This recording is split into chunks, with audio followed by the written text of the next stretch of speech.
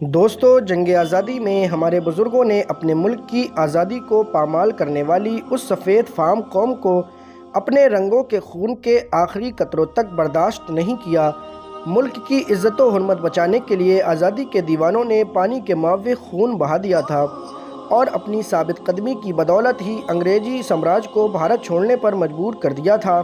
ہندوستان میں بسنے والی ہر قوم نے، ہر مذہب نے برابر سے اپنی حصہ داری اور ذمہ داری ادا کی، اسی لیے آزاد ہیں ہم۔ دوستو، آج کی اس ویڈیو میں ہم آپ کو بتائیں گے کہ آخر کیسے مسلمانوں نے اپنے دیش بھارت کے خاطر اپنی اور اپنی اولادوں کی جانوں کو قربان کر دیا تھا۔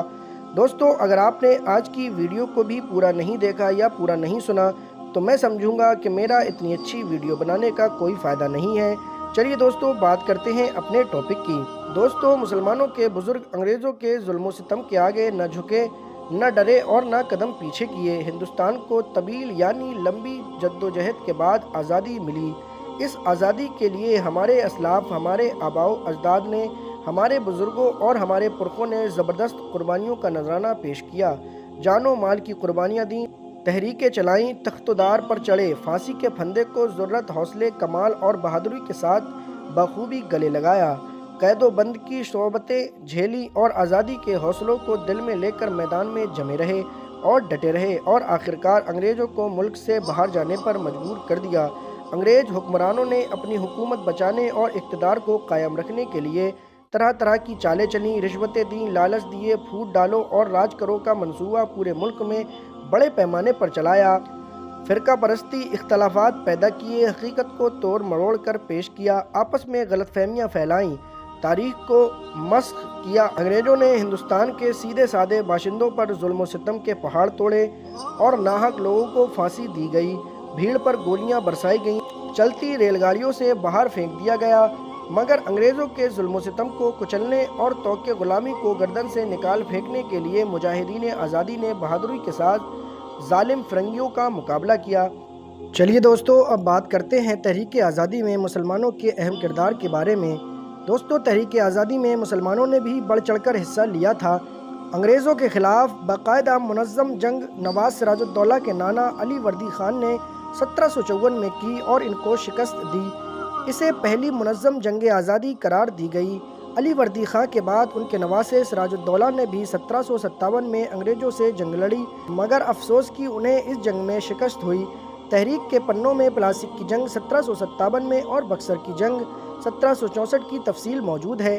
یہ جنگ بھی ہندوستانیوں کی شکست پر ختم ہوئی۔ اس کے بعد انگریز بنگال، بہار اور اڑیسہ پر پوری طرح حاوی ہو گئے۔ ادھر دکن میں انگریزوں کے خلاف جنگ کا محاذ قائم کرنے والے حیدر علی اور ٹیپو سلطان نے فرنگیوں کی ناک میں دم کر رکھا تھا۔ حیدر علی اور ان کے بیٹے ٹیپو سلطان نے انگریزوں کے خلاف 4 جنگیں لڑیں۔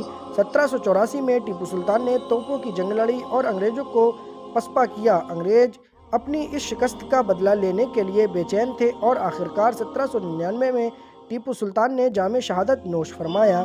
انہوں نے انگریزوں کی غلامی سے موت کو بہتر قرار دیا۔ ٹیپو سلطان کا ایک مشہور قول بھی ہے کہ گیدڑ کی 100 سال کی زندگی سے شیر کی ایک دن کی زندگی بہت اچھی ہے۔ دوستو، آزادی کی تحریک وطن کے رکھوالوں کے سینے میں آگ کی طرح جل رہی تھی۔ 1857 کی بغاوت نے ہر ہندوستانی کے دل و دماغ میں انقلاب پیدا کر دیا تھا۔